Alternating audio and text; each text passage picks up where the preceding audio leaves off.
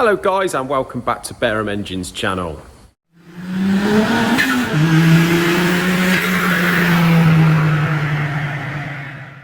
So today I hold my head down. We had a phone call this morning from a customer. Fortunately, he's a very good customer. He's a lovely chap, and I think he could sort of almost half see the funny side of this. Now, as you all know, the main priority from our channel is to show the negatives as well as the positives, to show the downs as well as the ups, and also to be as truthful to you guys as we can. And that is as truthful about everything that comes in here, about all the dealings I have with the customers, all of the problems we have along the way with these engines and parts, and the dealing with the customers and the general running of the business. And today, I've got an absolute beauty for you.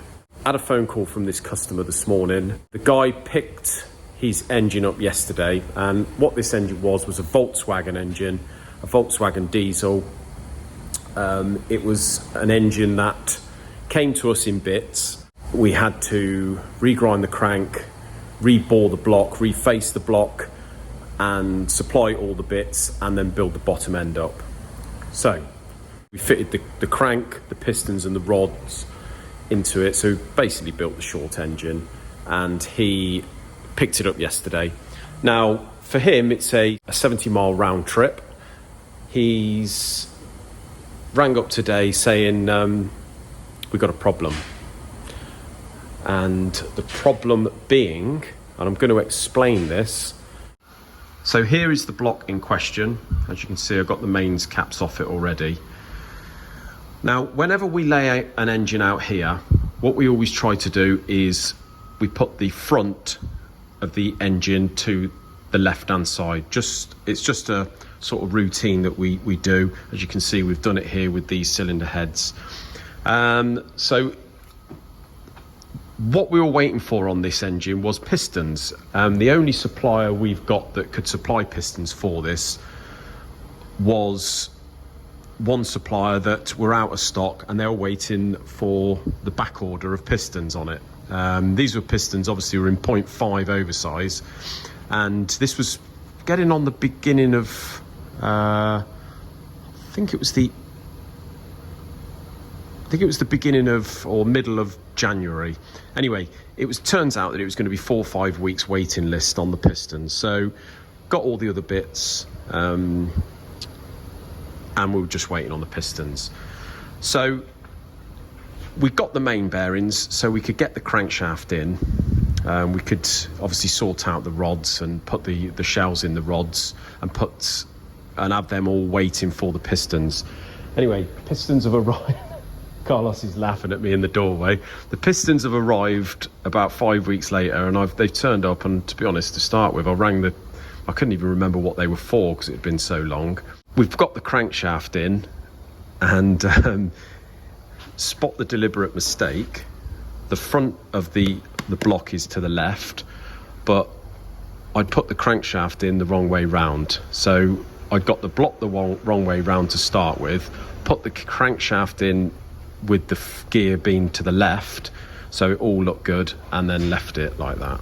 So Carlos and I have had this stand-up tongue-in-cheek argument about who actually put the crank in the block originally, sort of 4 or 5 weeks ago, and neither of us can remember, but he swears blind that he can't remember doing it, but I'm going to stand by my decision, and I think that he's done it.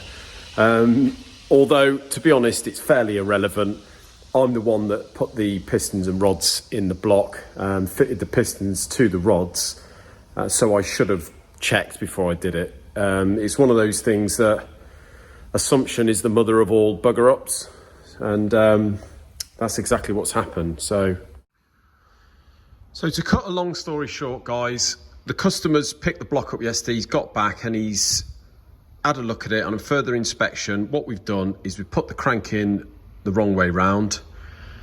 So as you can see, this is one of very few blocks where you can put the crank in the wrong way round and everything sort of still matches up and it still turns fine.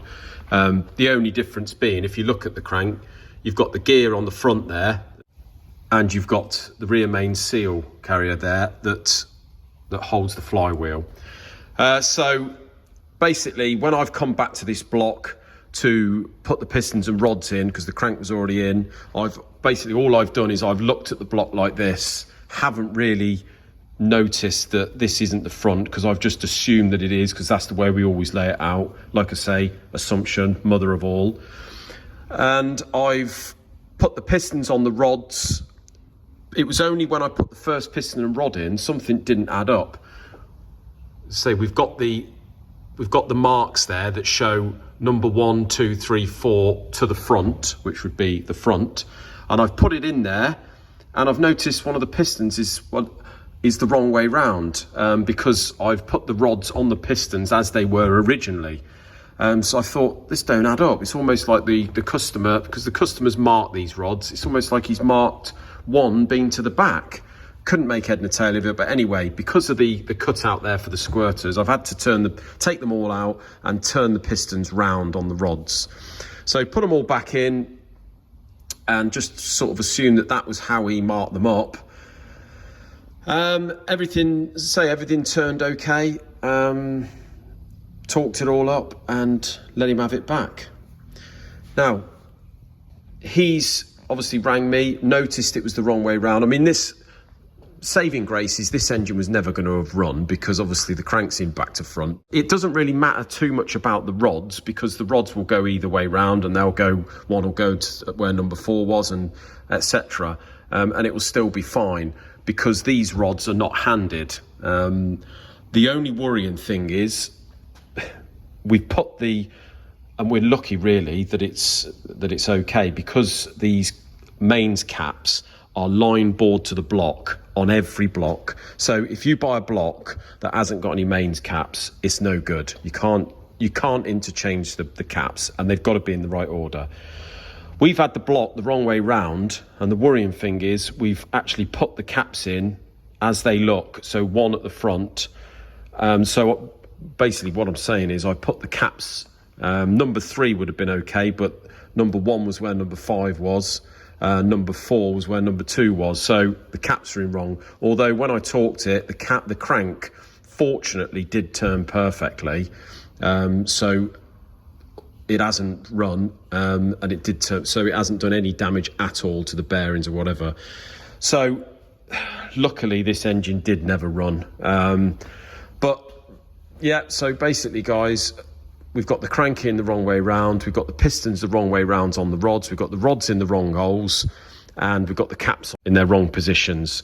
So like the customer said, apart from that, it's perfect. And I'm just thankful that he's sort of seen the funny side of it. Although it's a bit of time for him, first thing I've done is I've sent Carlos straight down there, pick it straight up, got it back here.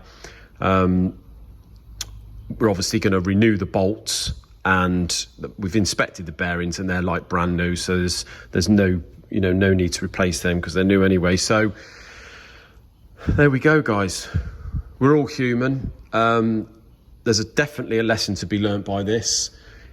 If you're going to do a job, stick to the job. Not only that, but don't assume anything. Check absolutely everything, check the position of everything. Don't take anything for granted. Don't get sidetracked. If I'm going to stick at a job, don't get sidetracked by the phone or customers coming in. I've been doing this job now for 20 years, and yes, we have done things like this in the past. I mean, like I say, everyone's human, and we'd be kidding ourselves if we said we'd never done anything like this before, but it's very, very rare. I just thought I would do a video on it just to sort of let you know, really, if any of you guys are building engines at home or for a living, don't just leave it, or don't assume anything. Check everything and make sure it's perfect.